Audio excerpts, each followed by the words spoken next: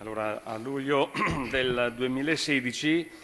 ho inoltrato questa interrogazione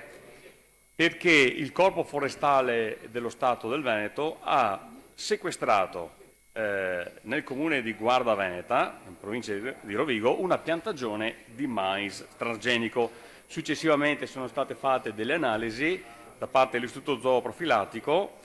e è stato rilevato che questo tipo di mais era il mais MON 810, famoso mais transgenico messo in commercio dalla Monsanto.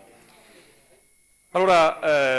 la coesistenza tra produzioni transgeniche convenzionali è rischiosa perché non può escludere il rischio di inquinamento genetico e quindi il danno economico per i produttori che non coltivano mais geneticamente modificato, ma anche per la perdita di biodiversità.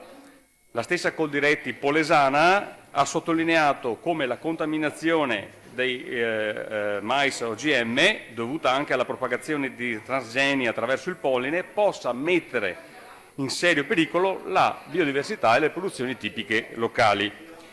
Il Ministero, con un decreto, addirittura un decreto interministeriale del 13 luglio 2013, aveva in attuazione di un articolo di un regolamento europeo sulla materia delle produzioni geneticamente modificate,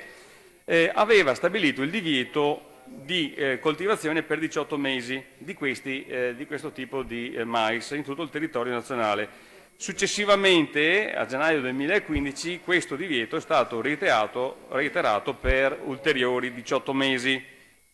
Il divieto, tra l'altro, è stato riconsiderato dal Consiglio di Stato e quindi era per sapere quali azioni amministrative di monitoraggio e di vigilanza la Regione intende attivare. Assessore Pam per la risposta. Sì, buongiorno a tutti, signor Presidente. Io salto un po' tutta la parte legislativa europea, altrimenti stiamo qui una mezza giornata su questo argomento, perché sono argomenti più discussi in tante sedi, con tante motivazioni diverse. Ecco, già il consigliere Zanoni ha citato alcuni decreti, io volevo citare alla fine, poi le lascerò un po' tutta la risposta perché è molto lunga e articolata.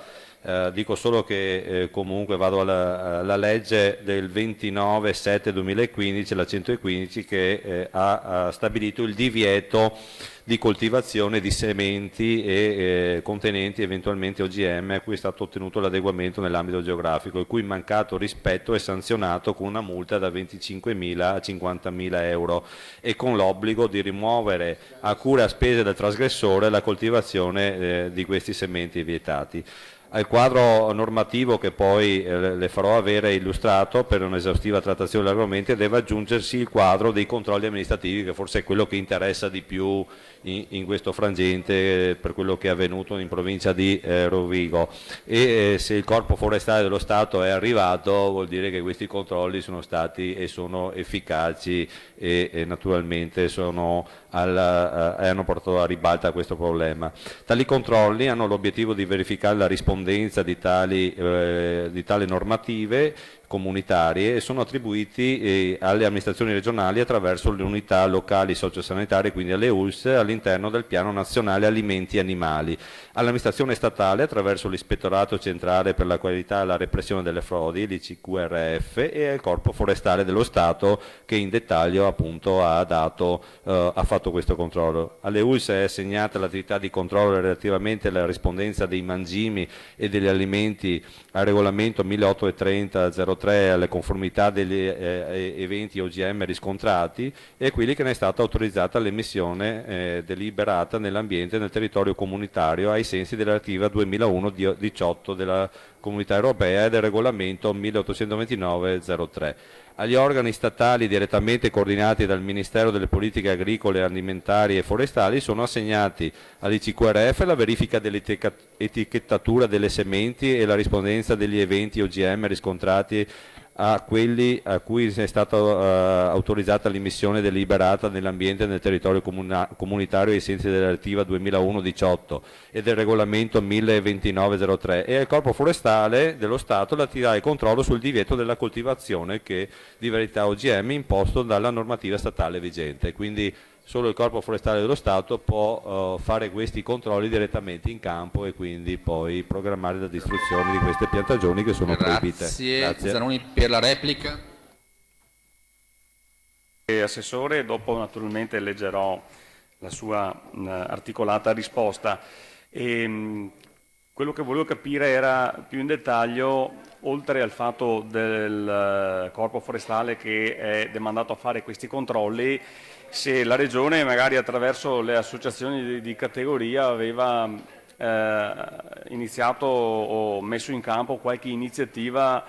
preventiva di monitoraggio del territorio, era capire appunto nel dettaglio se effettivamente anche per tutelare il buon nome delle nostre produzioni agricole, il marchio diciamo Made in Veneto, era possibile mettere in campo autonomamente ulteriori controlli a livello locale, sfruttando quella rete diciamo, di aziende serie, ma anche associazioni di categoria che operano nel territorio, proprio per cercare anche non solo di controllare e pizzicare chi semina questo mais, ma cercare anche di fare prevenzione, perché bene o male, insomma, quello che accade in agricoltura per quanto riguarda gli addetti ai lavori è sempre qualcosa che si viene a sapere, è difficile che venga fatto di nascosto. Io non so come siano avvenuti questi fatti, ma molto presumibilmente ci sarà stata la soffiata di qualcuno che conosceva la cosa e che ha chiamato il Corpo Forestale. Quindi la ringrazio per la risposta, che leggerò sicuramente con molto interesse, ma la questione che volevo porre era se era possibile mettere in campo delle azioni preventive per evitare di trovarsi con situazioni come queste. Grazie.